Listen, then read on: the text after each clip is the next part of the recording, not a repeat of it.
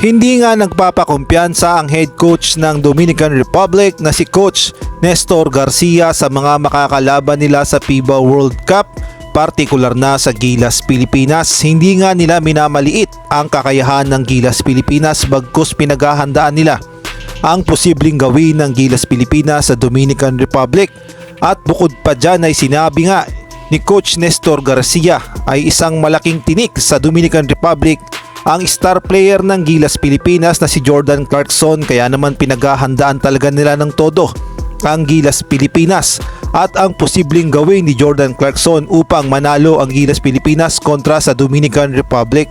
Ang sabi pa nga ni Coach Nestor Garcia, Gilas Pilipinas and Jordan Clarkson are very dangerous. At eto nga yung buong sinabi ni Coach Nestor Garcia, Clarkson is a star too. You know and we know that's enough and he's very dangerous.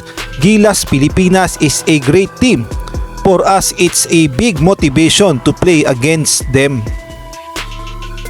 Sa ibang balita naman, nandito na nga sa Pilipinas ang crowd favorite na Team USA. Alam naman nating lahat na ang Team USA ang pinakapaboritong manalo sa FIBA World Cup dahil napakaganda nga at napakalakas ng kanilang lineup para sa FIBA World Cup, kaya naman mainit ang naging pagsalubong sa kanila ng mga Pilipino.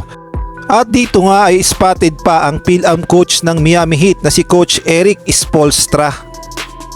At sa nangyari namang last tune-up game ng Gilas Pilipinas kontra nga sa Mexico ay napakaganda nga ng ipinakita ng Gilas Pilipinas at buong buo ang kanilang team chemistry at maganda rin ang naging ikot ng bola at gayon na rin ang player rotation.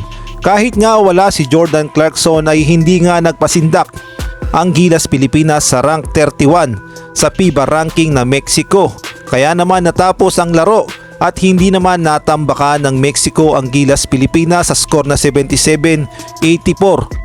At dahil dyan ay magkakaalaman na kung sino nga ang makakapasok sa Final 12, ngunit nahihirapan nga itong si Coach Chot Reyes dahil alam naman nating lahat nasa pool of 16 ng Gilas Pilipinas, lahat naman ay deserving makapasok sa Final 12 ng Gilas Pilipinas.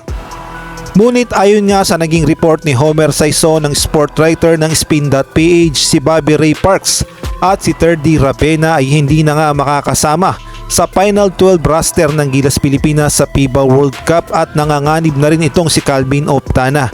Ngunit ito namang si Keeper Ravena ay malaki daw ang tsansa na makapasok sa Final 12 ng Gilas Pilipinas sa FIBA World Cup.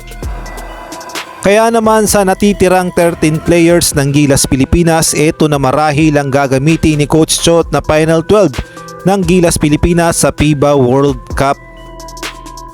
At kasama nga sa Final 12 itong si Roger Pugoy, Scotty Thompson, Jamie Malonzo, Junmar Pajardo, Kai Soto, AJ Edu, Jordan Clarkson, Dwight Ramos, Chris Newsome, Keeper Ravena, CJ Perez at itong si Renz Abando. Sila nga ang bubuo ng Final 12 ng Gilas Pilipinas na gagamitin sa FIBA World Cup.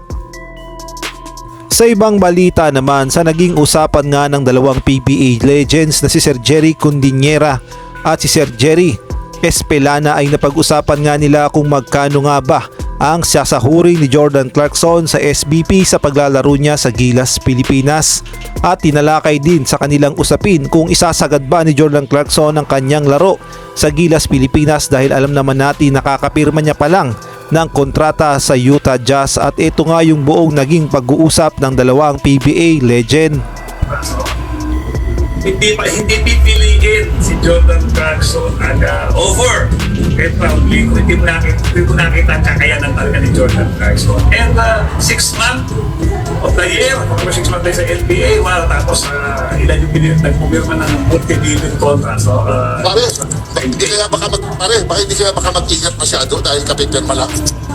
Ito maganda.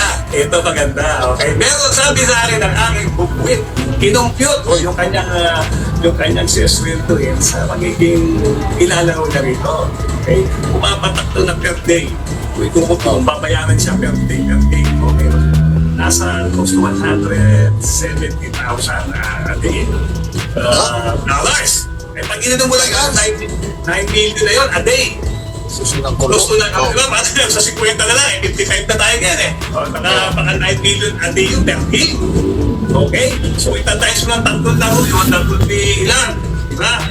Game yun, nag-i-sign ko. Baka siyempre, yung kinundun kasi per day eh. Baka yung per day na yun, yun yung unang dating, lumaandar na yung per day. Hindi per game, ha? Okay, kunyari, limang araw si Jordan Clarkson, o isang linggo to, 7 times 8. Diba? Parang gano'n, ha? Yun ang sabi ng aking